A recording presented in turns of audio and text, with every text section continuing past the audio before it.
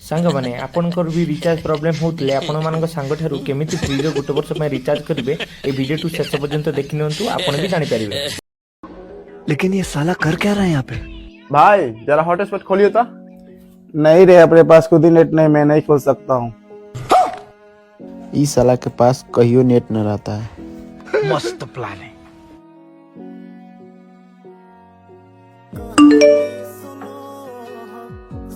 क्या माल है यार।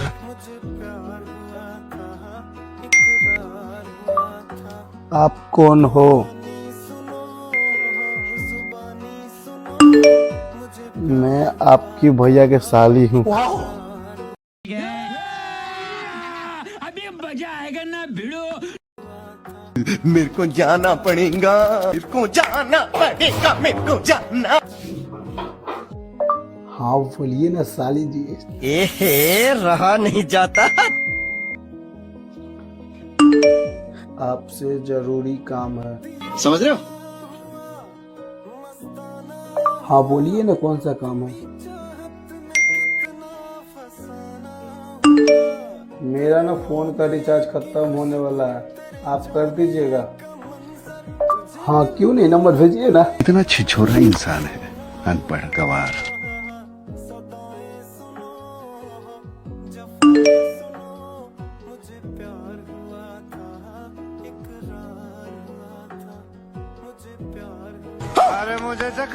कितना वाला रिचार्ज करते?